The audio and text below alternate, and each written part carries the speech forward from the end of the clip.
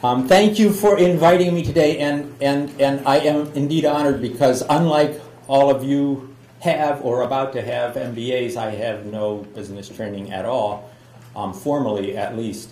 I'm an engineer by training, entrepreneur by profession, and proud of the entrepreneurship in the point that I started Optimation technology however many long years ago it is, 29 years ago, and as an entrepreneur, I've been a serial entrepreneur in between, and I still have a 5-year contract to continue on as CEO, which for founders isn't always the case.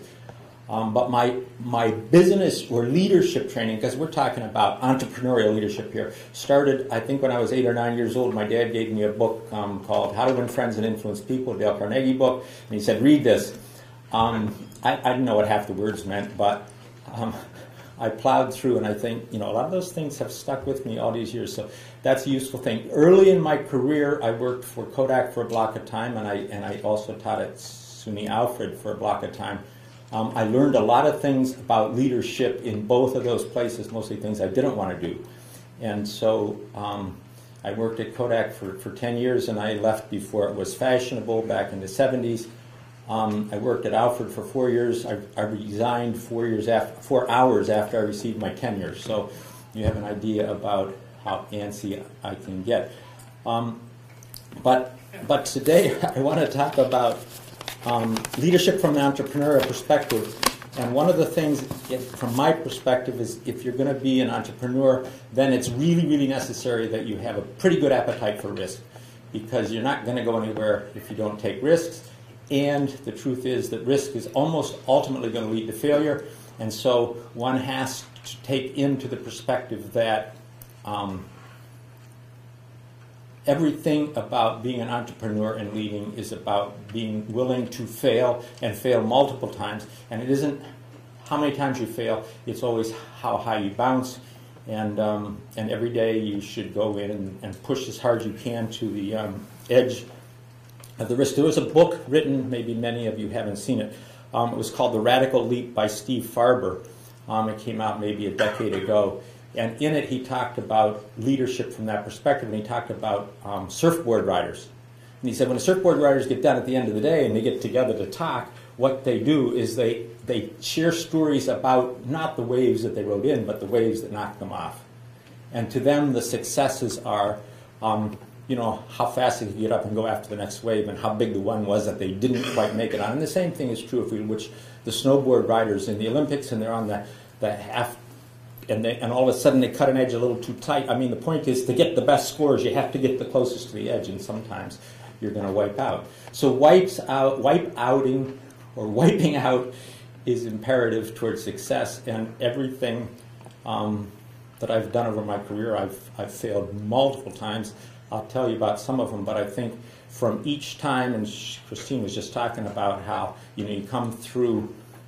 She showed all those numbers. I didn't choose to show any numbers today, but when you fail and you look at the numbers, if you can learn something, then that's useful. I gave a talk to a group of CEOs.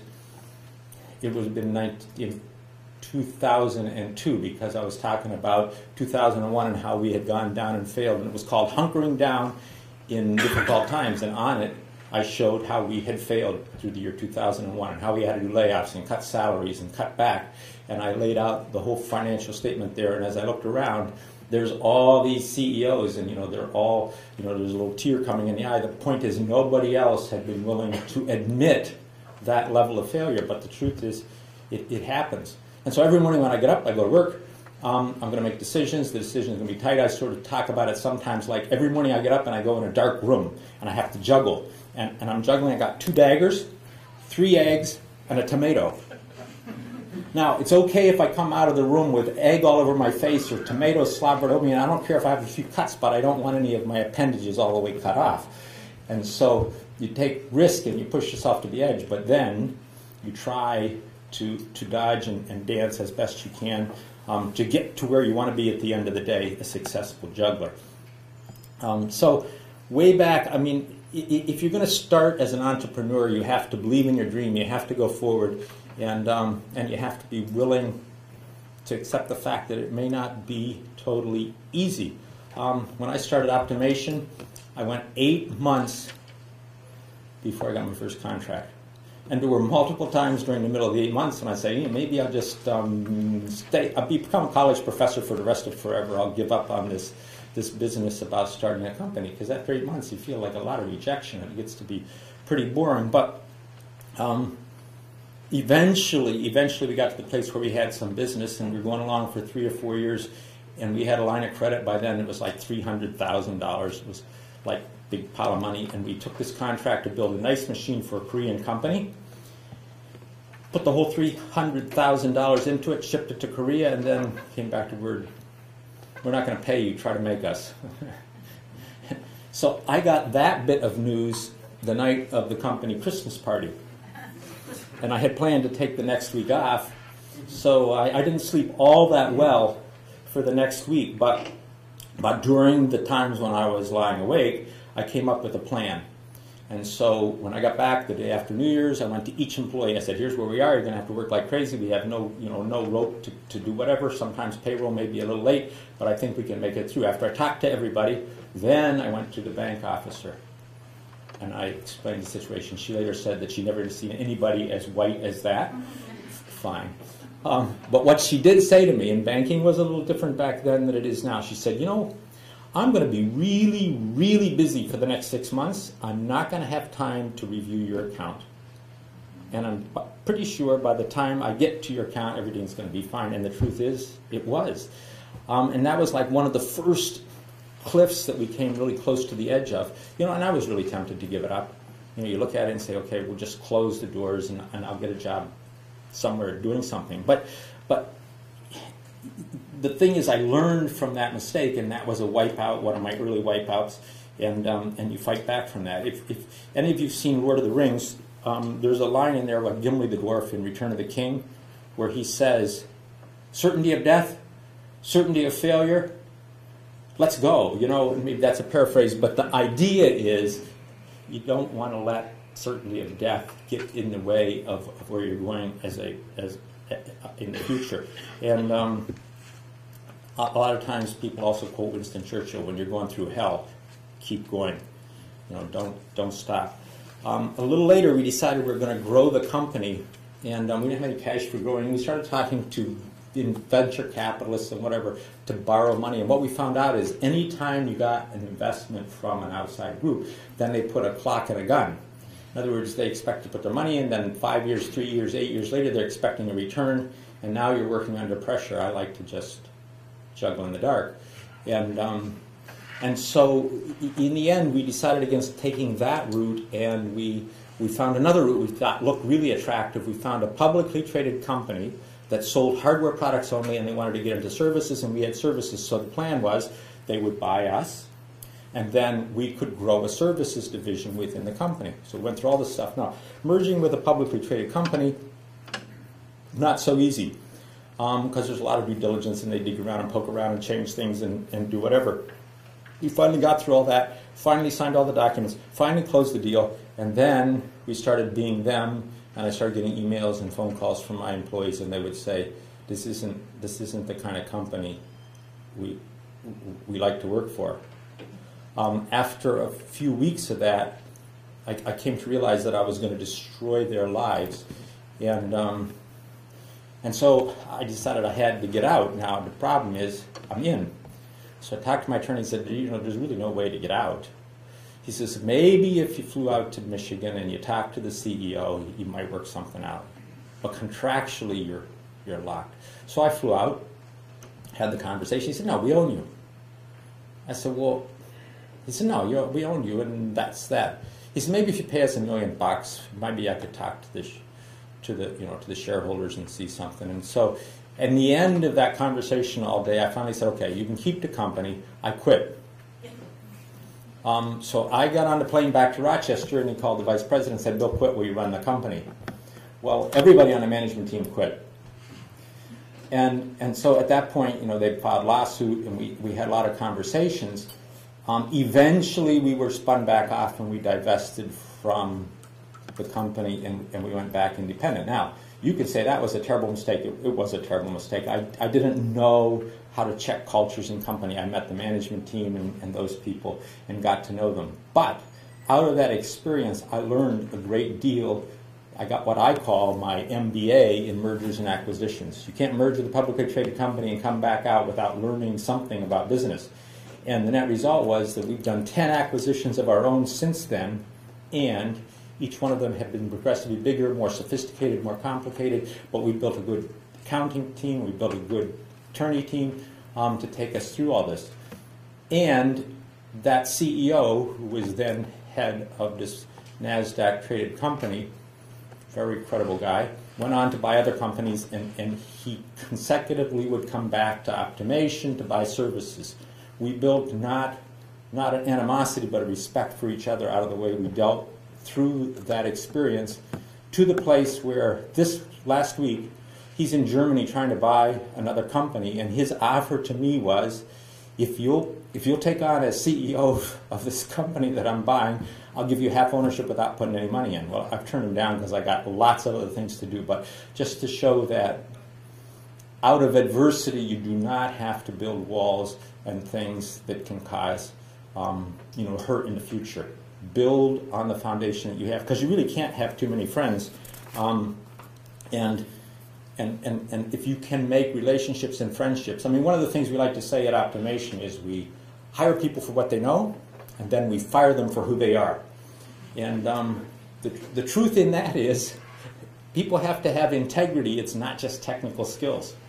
And so by doing that iteratively over a period of time, we're able to build a really strong management team because they all start behaving the way that you want them to behave. It takes time to call out the right people, but after a while, you'll have a team that can do the things you want to do.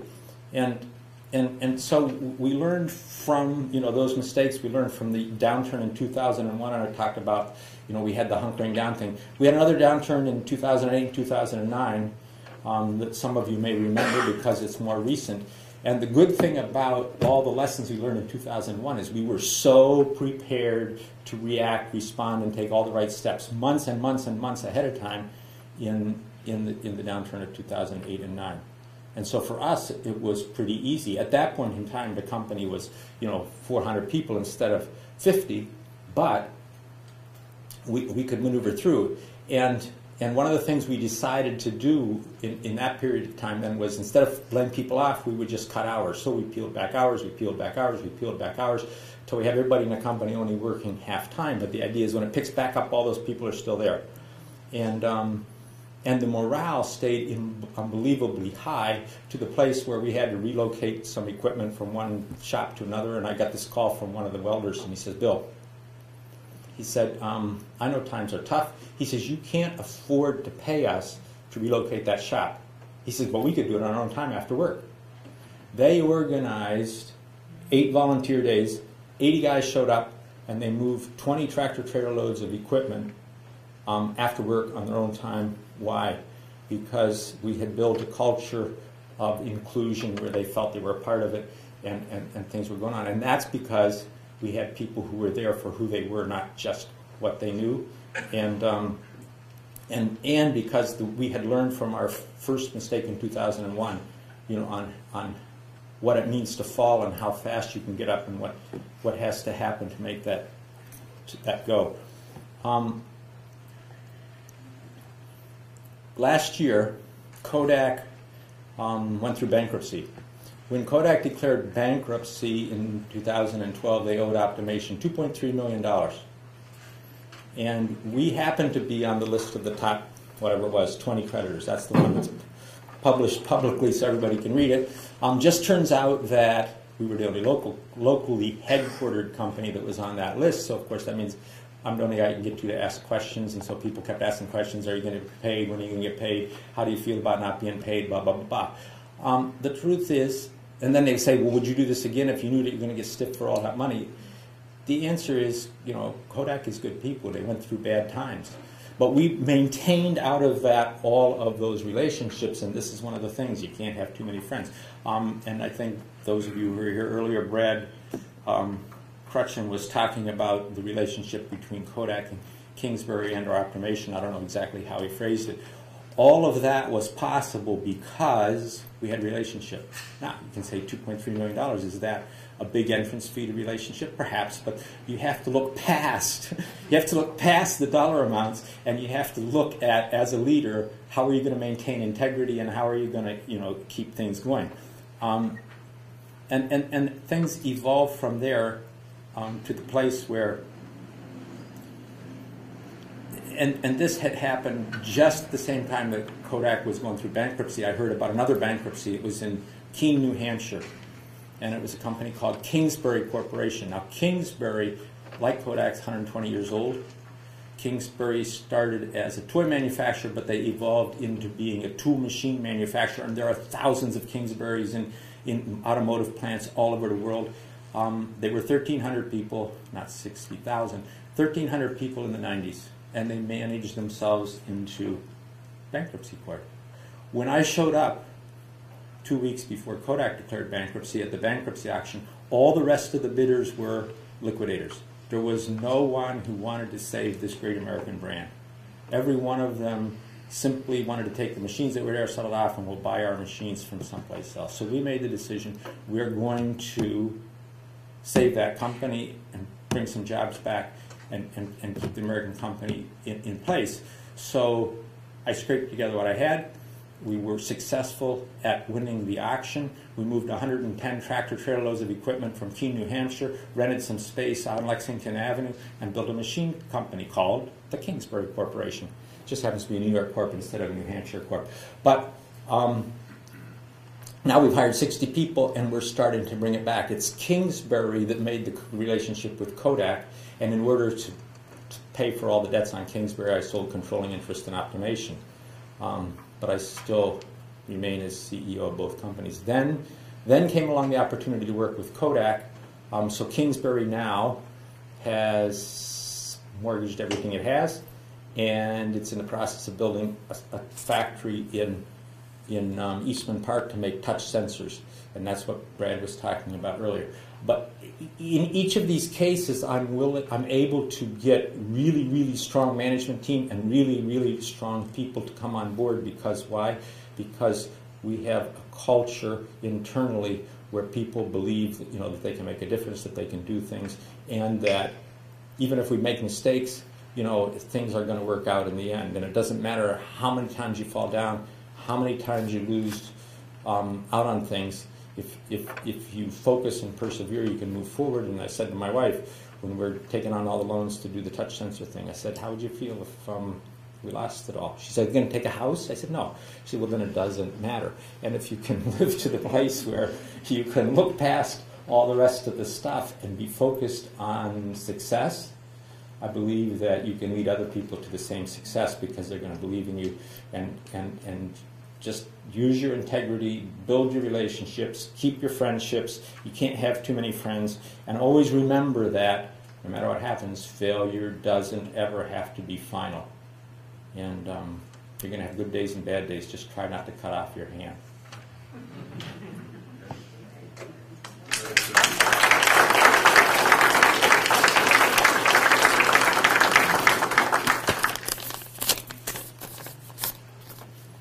I know the panel's going to start, but if the panel wants to wait, we'll answer questions. Sure.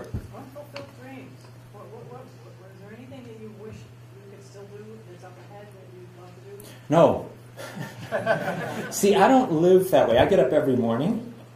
I mean, I didn't have any strategic plan to buy the Kingsbury because you find out about it, and so I think I'm really good at finding opportunities, but not so good at making long-term plans. The same thing's true with the touch sensors. The opportunity came along. I mean, even I'm running marathons now. I've run 5 marathons in the last 2 years. That wasn't on any bucket list. I was just running down the trail, and there's a really huge, great balance between work and sanity to do something, and so I'm running down the green tunnel and my little Zen-like experience one day, and I said, you know what? I could run a marathon. So I signed up, but these are things that just happen. I don't have any big dreams. I have no aspirations of where any of the companies are going to go. I get every morning I get up and I live. then I go to bed at night and we see what happens tomorrow. So I'm not linear like some people. There are no long-term plans at all.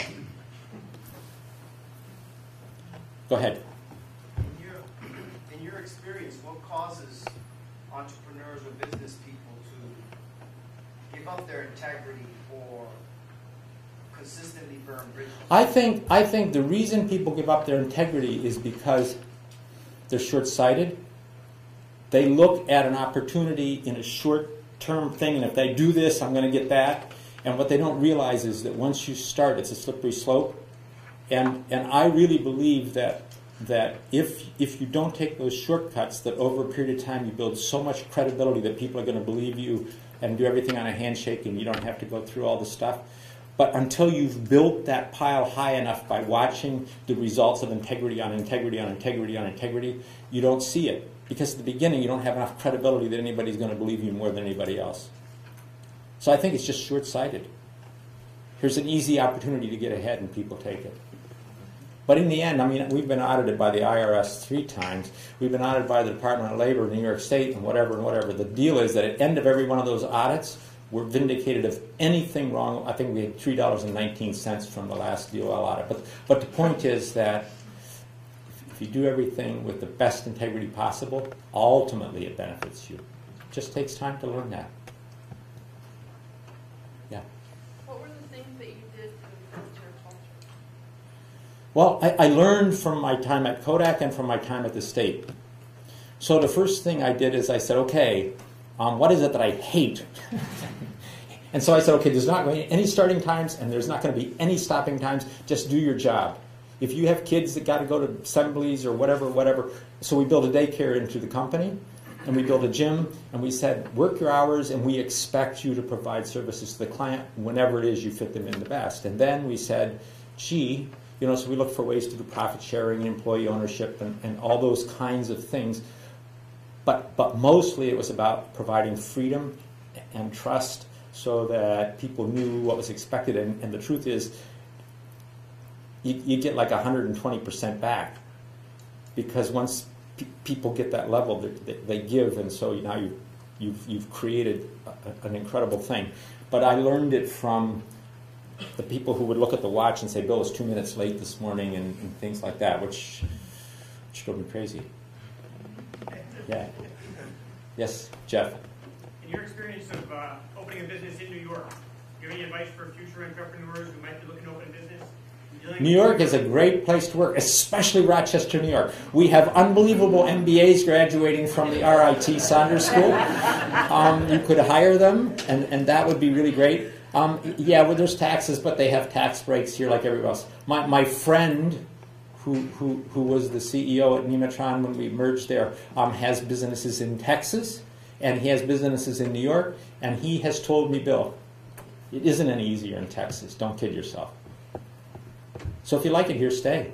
No reason to go away. We really do have a fantastic, a lot of resources in terms of the talent pool that's here, but we also have water. I mean, there's so many food companies in here. Why are we building another yogurt plant? Why? Because there's fresh water. So water is huge. The seasons are nice. The training and the people are unbelievable. And the taxes, they're annoying. Yes, I get it. Yeah.